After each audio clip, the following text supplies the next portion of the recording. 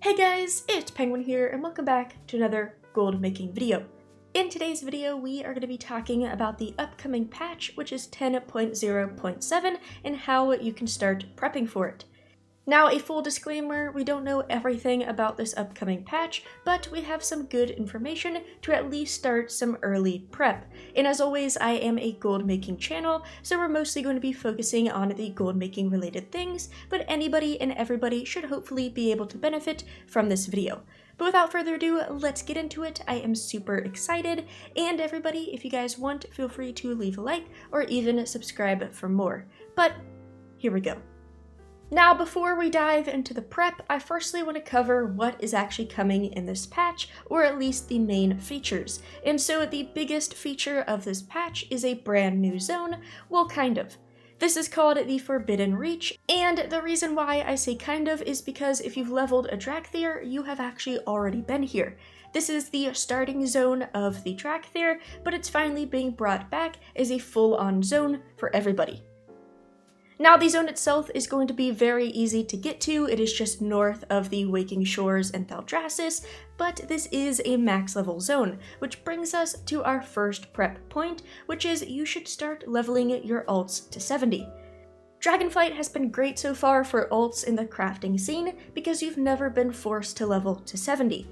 You know, as long as you've hit 70 at least once, you unlock adventure mode, and in the crafting scene, your 60s have basically acted like max levels. You've been able to do your weekly quest, you've been able to do world quest, and all of that. However, if you actually want to take part into this new zone, you do want to get those crafters to 70. And as we continue throughout this video, it will be very clear that you do want to actually participate in this new zone. So if you have been somebody who has been putting off leveling just like me, because let's face it, I don't really enjoy leveling that much, you should take the time to do it now so you're not scrambling a week or a few days before patch. Thankfully, if you have been an active crafter, you probably have leveled a little bit passively. Some of my crafters are already 68 by just doing weeklies, so you shouldn't be super behind, but just in case, you definitely want to take time to level now instead of later.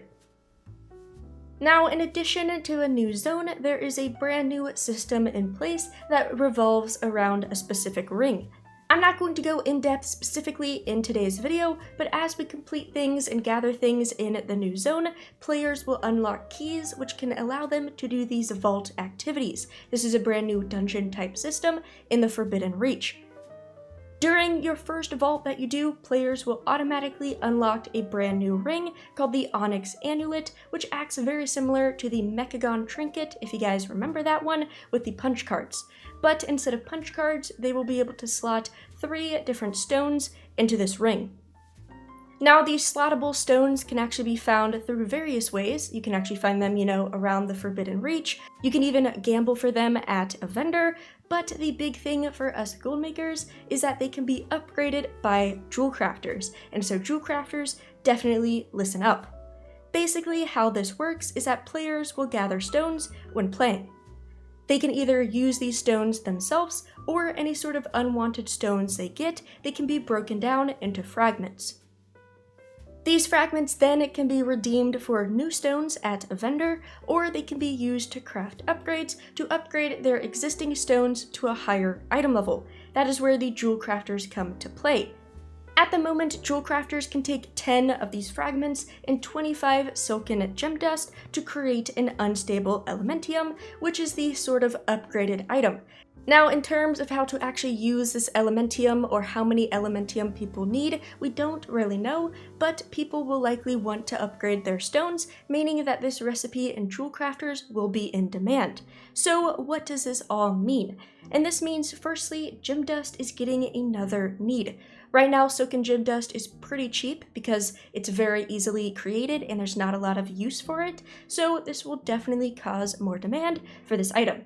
Now, in terms of if we're going to see a significant price change, is still up in the air. This is not financial advice telling you to invest into it, but this is just a little heads up.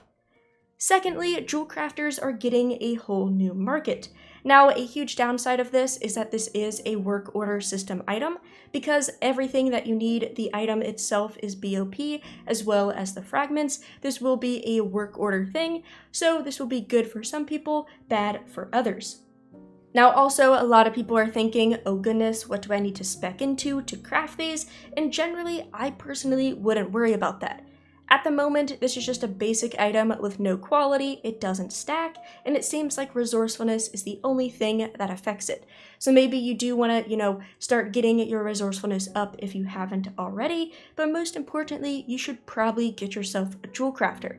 If any of this system seems interesting to you, definitely hop on it. And so that is kind of my second prep suggestion. If you guys are interested, start leveling up your jewel crafter now, and keep in mind that this recipe itself drops from a rare. Meaning, once again, your jewel crafter should be level 70, so you can comfortably kill rares within the Forbidden Reach and actually gain this recipe.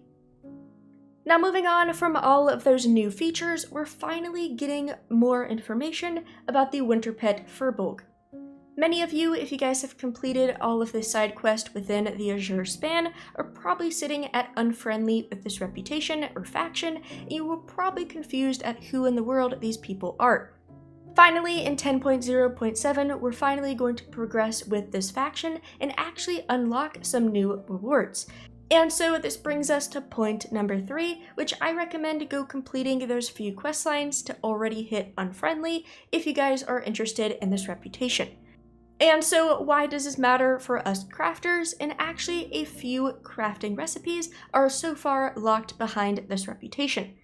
Now currently I have only found 2, that might only be it, maybe there will be more, and the first one is a brand new cooking recipe, and it is called the Firewater Sorbet. It looks like a very good healing item, and I will have its description on screen. Currently, this item requires Revered with this faction, and it is another use for snow in a cones. This is a very popular cooking recipe, which I highly recommend getting if you don't already, but this will cause the demand for that item to go up even more. Now, in addition to this cooking recipe, we probably have something a little bit more interesting to most people, and this is a brand new 34-slot reagent bag. Now this is where PTR stuff gets a little bit weird, because if we open up our tailoring recipes, we actually see this as unlearned, and it has a full-on crafting recipe and all of that.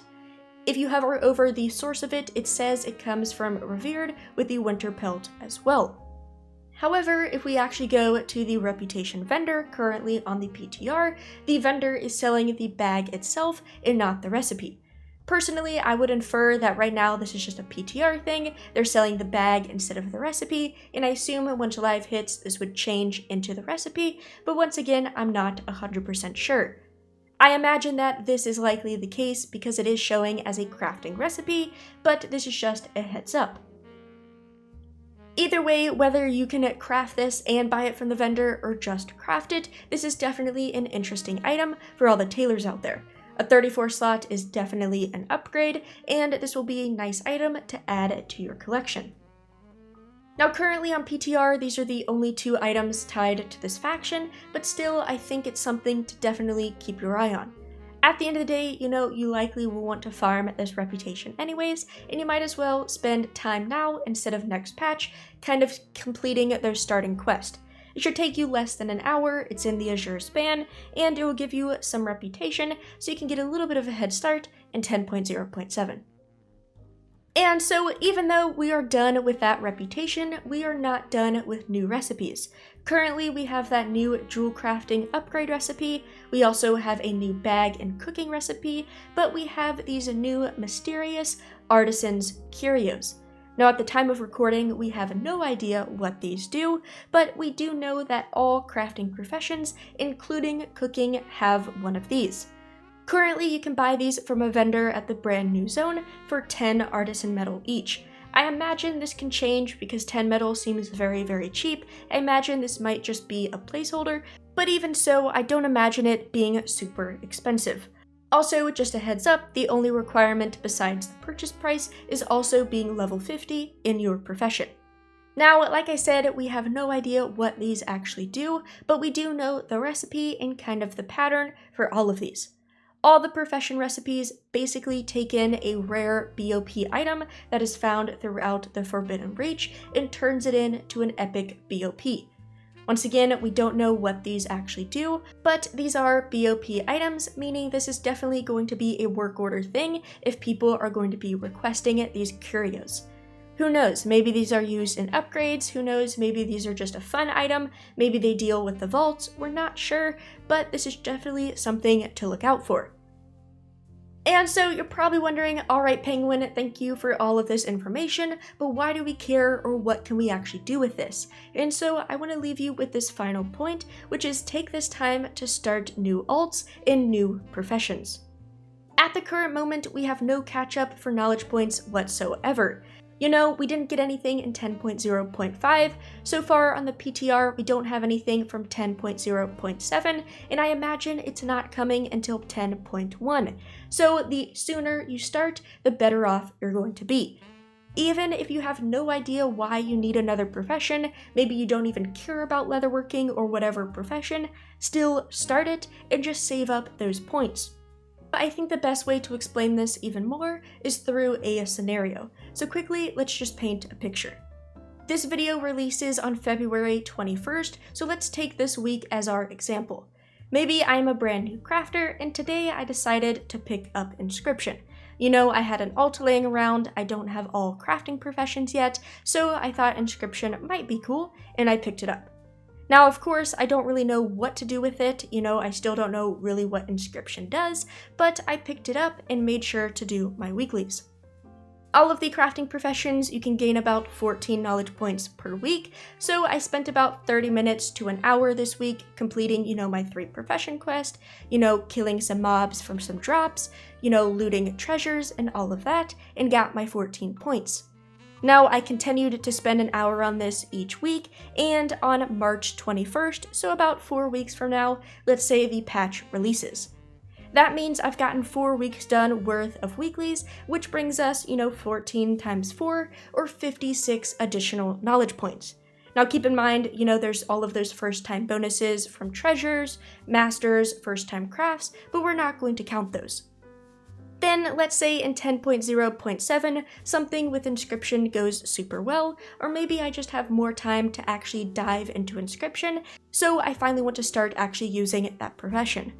Well, now I have an additional 56 knowledge points that I can invest into the profession, which if I decided to start, you know, during patch, I wouldn't have. And that is exactly my point. Even if you have no idea what you want to do with a profession, maybe you don't think you have enough time to dedicate to crafting with it, maybe you just feel like you are super behind, start now. If you start now, you're going to be ahead of the person who starts a week from now, 2 weeks from now, in 10.0.7, or even somebody who starts in 10.1, or even 10.2. There's going to be people that are always ahead of you, but you can also be ahead of people as well. But yeah guys, that is basically it. I know this video is a little bit different than my previous ones and a little bit more theoretical, but I definitely wanted to get some of these points out there. Even though we are still very, very early and we don't have all of the information that we do have can definitely help guide us. The earlier you start these things, especially leveling or creating new professions, definitely the better off you'll be. I know I got some leveling to do, so definitely let me know what you're going to do, and let me know if this new patch interests you. As always everybody, thank you guys so much for watching these videos, and as always, have a good day.